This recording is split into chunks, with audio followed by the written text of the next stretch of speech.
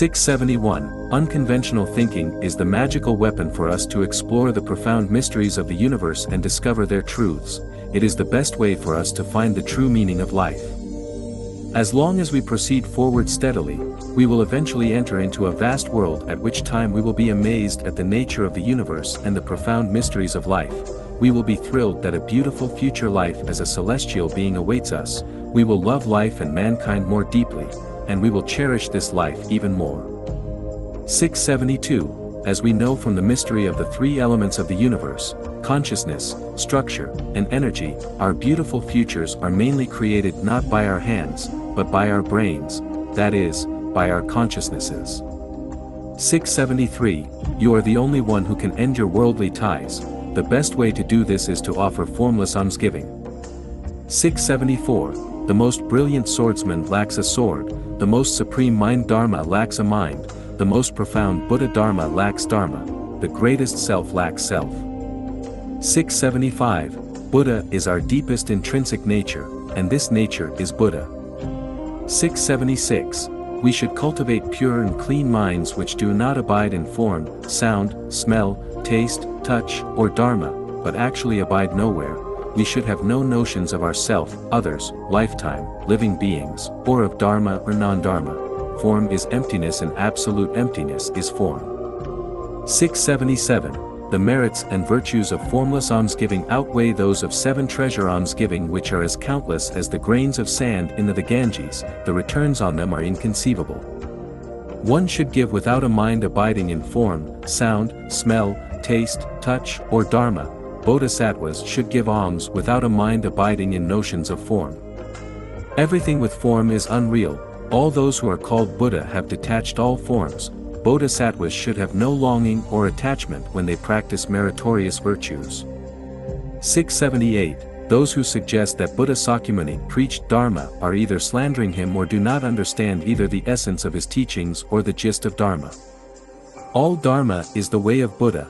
The real way of Buddha is free from self, others, living beings, lifetime, and Dharma.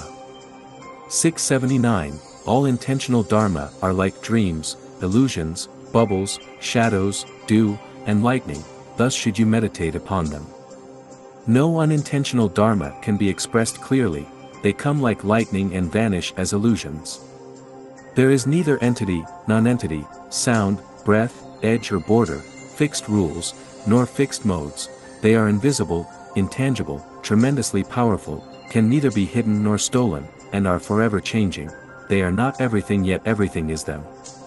Conform to them and you will enjoy a smooth and peaceful life for tens of thousands of years. Go against them and your future will suffer frustration and disasters. 680. Buddha Sakyamuni is not the ancestor of Buddha, only the greatest creator is. 681. The Tathagata's words are truth and correspond to reality. They are ultimate words, neither deceitful nor heterodox. The Dharma that the Tathagata has obtained is neither real nor unreal. The Tathagata has physical eyes, Deva eyes, wisdom eyes, Dharma eyes, and Buddha eyes. The Tathagata has neither whence to come, nor whither to go, thus, he is called the Tathagata. 682. Everything with form is unreal. If all forms are seen as unreal, then Tathagata, the state of Buddha, will be perceived. 683. All saints and sages differ because of their unintentional Dharma. 684. All ways are Dharma and yet all ways are not Dharma. Dharma has no set rules.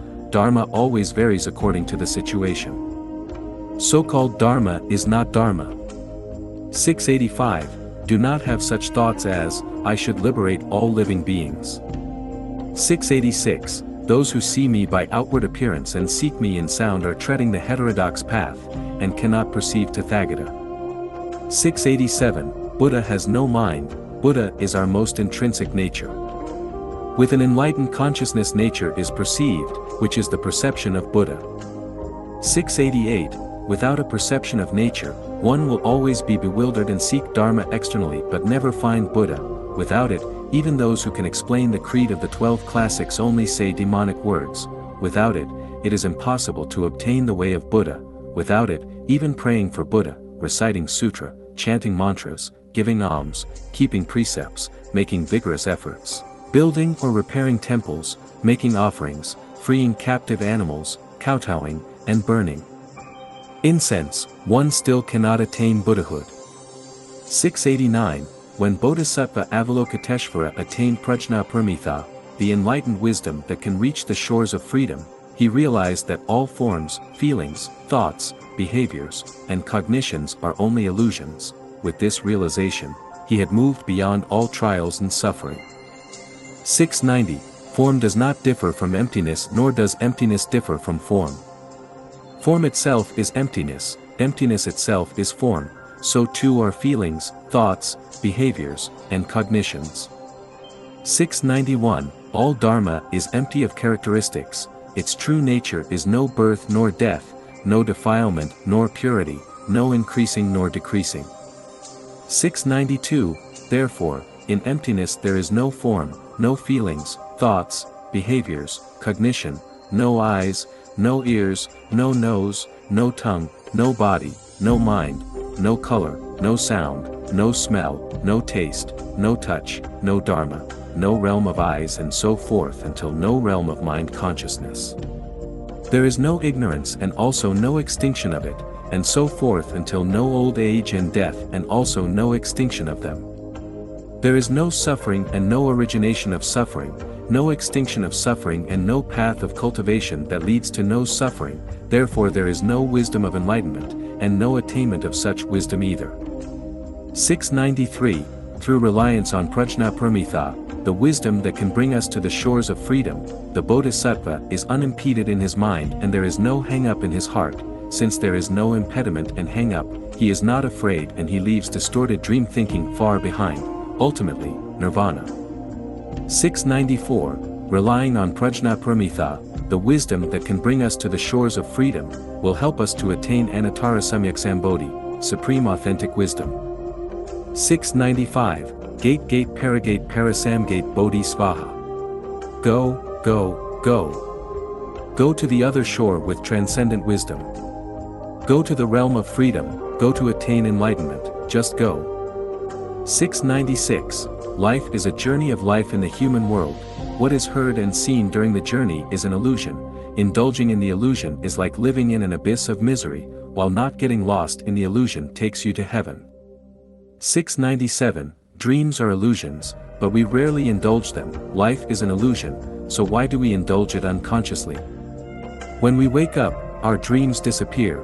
When life ends, our illusion will disappear. 698. Nature has been polluted. Who has polluted it, and who are its worst polluters? Are those who earn the most polluting nature the most? Who has polluted nature more seriously, the poor or the wealthy? Are those who possess the most wealth harming nature the most? The more we take from nature, the more we accumulate a debt which we must pay back. Those who are in debt must pay their debts, no one else can pay debts for them, nor should they be allowed to. 699. Across thousands of years of this civilization, who have been the most unselfish people? They are Jesus Christ, Buddha Sakyamuni, Lao Tzu, and Mother Teresa, therefore, it is right to follow their teachings. 700. Being happy is the most important thing in life. To enjoy one day of happiness is to be a celestial for one day. What can lead to happiness? Being philosophical and enlightened.